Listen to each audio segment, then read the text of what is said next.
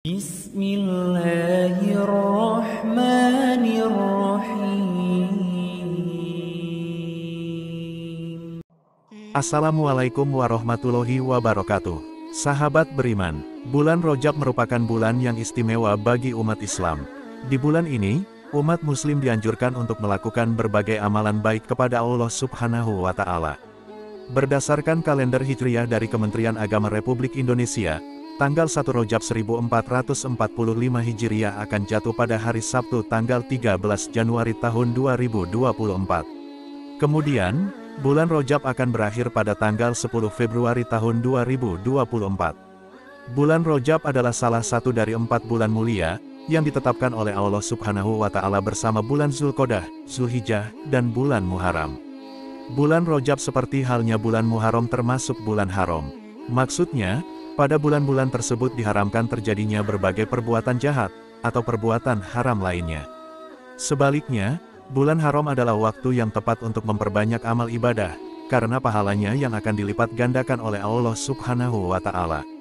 Berikut ini keutamaan dan amalan yang dapat kita kerjakan di bulan Rajab, dan juga beberapa hadis palsu di bulan Rajab, yang disampaikan oleh Ustadz Adi Hidayat.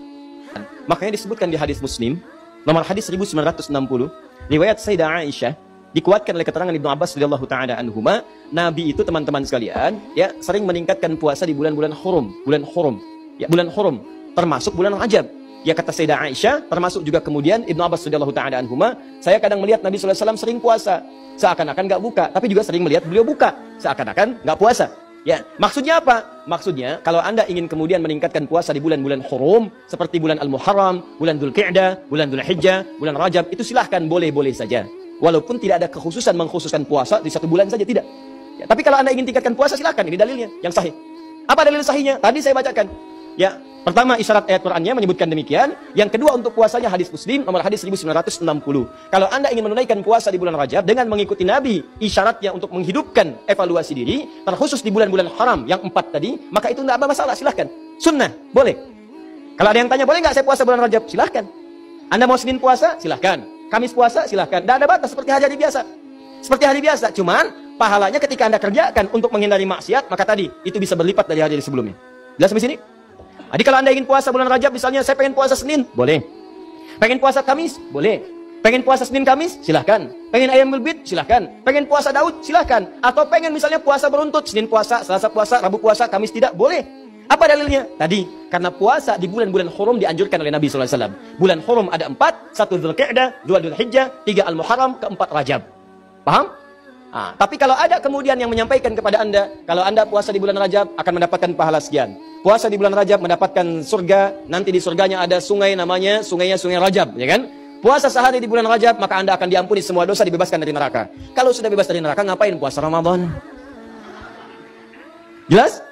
Nah, jadi keutamaan puasa di bulan Rajab itu sebetulnya keutamaan umum yang disebutkan dalam dalil-dalil masuk dalam kategori puasa dan ibadah di bulan-bulan hurum, seperti keutamaan di 3 bulan yang lainnya. Tidak ada amalan-amalan khusus misalnya yang hadis-hadisnya menunjuk keistimewaannya. Tapi kalau Anda kerjakan, silahkan saja kerjakan dengan niat mengerjakan amalan-amalan rutinitas seperti yang lainnya, dan pahala Allah berikan kepada Anda. Contoh, Anda pengen sholat malam, silahkan sholat malam. Mau di bulan Rajab, bulan Sya'ban, bulan lainnya, silahkan. Ya, salat pertengahan malam silahkan, tahajud silahkan, ba'diyah maghrib silahkan, ba'diyah isya silahkan. Tapi kadang-kadang teman-teman sekalian, jangan sampai kemudian termotivasi oleh dalil-dalil sebetulnya yang tidak ada susunannya atau informasi dari Nabi SAW. Contoh, pernah mendengar kalimat ini? Siapa yang menunaikan sholat di malam Jumat di bulan Rajab, di antara isya kemudian sampai dengan ke fajarnya, dia bacakan kemudian rakaat pertamanya setelah Al-Fatihah, kemudian dibacakan surat A, surat B, sampai dengan Al-Ikhlas, sampai yang lainnya, maka akan diampuni semua dosa-dosanya, dibebaskan dari neraka. Pernah dengar kalimat itu? Ini hadisnya hadis palsu. Ya, hadisnya hadis palsu. Bahkan di kitab hadis palsu pun tidak ditemukan. Ya, saking palsunya hadis ini, di kitab hadis palsu pun tidak ditemukan. Pernah dengar hadis ini? Inna fil jannati baban yuqalu Rajab. Di surga itu ada satu pintu, satu sungai. Nama sungainya Sungai Rajab. Siapa yang bisa puasa sehari di bulan Rajab, maka dia akan mendapatkan kenikmatan surga di situ dengan air minum dari Sungai Rajab. Pernah dengar? Nah, itu hadisnya pun hadis palsu. Saking palsunya, teman-teman, di kitab-kitab yang primer pun tidak ditemukan. Saya sudah menggali, ada 7 kitab yang menyampaikan itu. Saya sudah tulis semuanya, 7 kitabnya, di mana ininya, rawinya siapa, saya sampaikan semua.